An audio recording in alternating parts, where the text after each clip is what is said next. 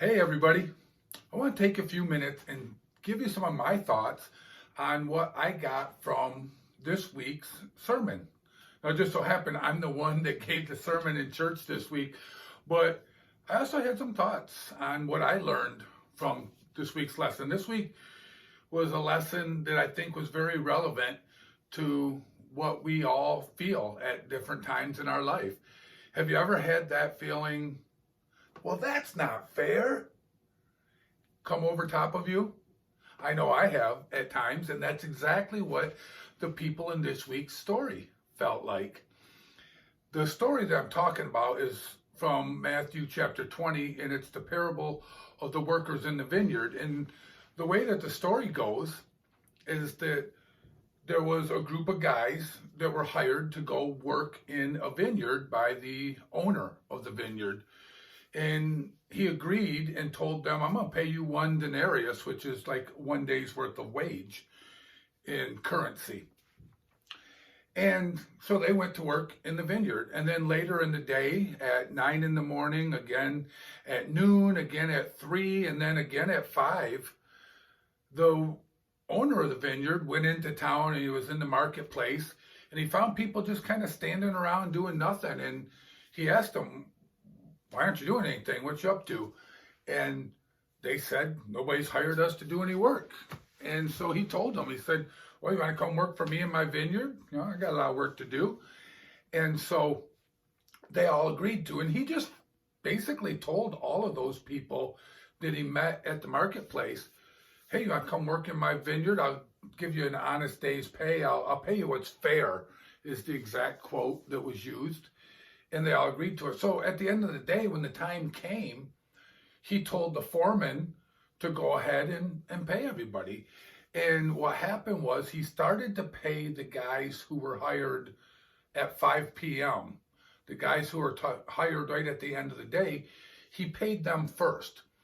And to everybody's surprise, when they came forward, the foreman actually gave them 1 denarius, 1 full day's worth of pay, even though they'd only been there about an hour or so. And he did the same with the people that had been there for a couple hours, and the guys that had been there for half a day. So when the guys who were hired first and who had been hired and agreed to 1 denarius as their wage came forward, they instantly made some assumptions. They assumed that being how these other guys got paid so much money for being there for such a short period of time, they thought they were going to rake it in. They thought they were going to make a lot more than what they had agreed to. So when the landowner paid them exactly what he agreed to pay them, which was 1 denarius, they got mad. They said to him, well, that's not fair. Why'd you give us the same amount that you gave everybody else? And I can't help but think that all of us have been in that situation before, where we feel like we've been treated unfairly, where we feel like somebody else got more than they deserved, or got what we thought was unfair. And a lot of times it comes from things like, maybe somebody else got the promotion that you thought you deserved at work, or maybe you see somebody else has been blessed with some wonderful things in your neighborhood that you're thinking, oh man, I deserve that kind of stuff. And it's not just everyday people.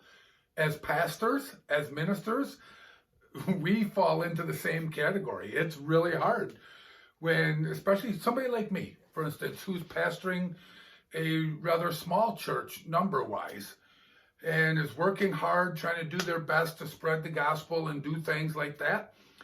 And then we see other churches that maybe we feel aren't teaching things the right way, let's just say, or are shallow, or way too fluffy and showy, and we don't feel are very authentic.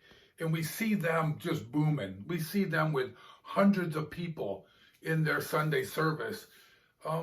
Sometimes it's hard not to feel jealous and not to wonder, why are they being blessed? And I'm working hard. I'm doing everything God asked me to do.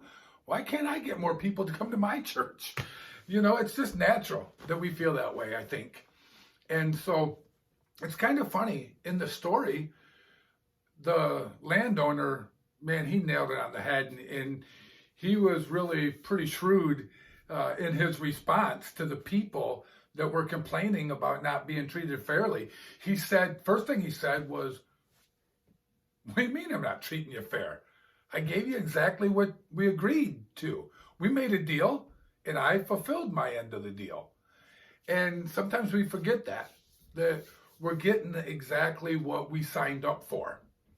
Maybe it's our job, maybe it's the neighborhood we live in, maybe it's whatever. But we're probably getting exactly what we signed up for, to be honest. The second thing that the landowner told these guys that were complaining was, he said, it's my money. Can I do with my money whatever I want to do with my money? I mean, come on now. Which was a really great point too. That makes me think about something that's a little deeper, and that is the Christian faith. Whether you've been a Christian for 10 days or 10 years, I guess, you still both get the same reward. You both get to go to heaven and spend eternity in heaven. And so I think that's actually kind of cool that, somebody like the robber who was nailed to the cross next to Jesus at the last minute of his life repented and was able to go to heaven, and somebody who's been a Christian for 50 years. Now, I got to say this, if you've been a Christian for a long time, I think there's certain things that you should be doing. You should be bearing fruit. You should be spreading the gospel to other people. You should be trying to connect with others and tell them about Jesus Christ. There's certain things that we should see in your life because you've been a Christian for a long time. And so, I think that probably the people that worked all day long in the vineyard, my guess is they probably slacked off a little bit for a while. We've all been around people who, I had employees when I was an employer that would get as much done in 1 hour as the guy that had been there for 8 hours. You know what I mean? Some people just work harder. Some people are more efficient, make the most out of their time better than others. And so, we got to remember that as well. And then the last thing that the landowner said was, is it a crime? I mean, is it wrong for me to be generous with my money? Are you just jealous? Is that what it really boils down to? Is the reason you're complaining that it's not fair is because you're just jealous of my generosity to the people that just only worked an hour or two? Once again, a great statement by the landowner, because I think a lot of times in the world that we live in, our anger, our anxiety, our being mad or feeling victimized, I call it a victim mentality. Oftentimes we have this victim mentality simply for the fact that we're jealous of somebody else. And I think we need to ask ourselves, whenever you start feeling that feeling of, man, that's not fair, how come they get that and I don't? Or whatever the case may be, when you start feeling that creep up on you, that victim mentality, that jealousy, that this isn't fair kind of feeling, I want you to think for a second, and I want you to ask yourself this: who's it unfair to? I mean, honestly, is it really unfair? Or maybe is God just blessing somebody? Maybe your neighbor's, man, he's got it good right now, and he's got a lot of things that you wish you had, and you think maybe you deserve. Is it so much that you're being treated unfair? Or maybe God is just blessing that guy with something, and we should probably be happy for that person. We should feel good for them, and we should be glad that they are being blessed. So next time you feel that feeling of being slighted, that victim mentality, that it's not fair mentality, I want you to do something. I want you to go ahead. I want you to write it down. Write down everything. Write down the circumstances. Write down what made you mad. Write down where you were. Everything that happened. And I want you to just stop and set it aside for 1 week. And then a week later, I want you to go back and I want you to read it over again. I want you to think about it when you had a chance to kind of cool off and just ask yourself, is it really not fair? And if so, who is it not fair to?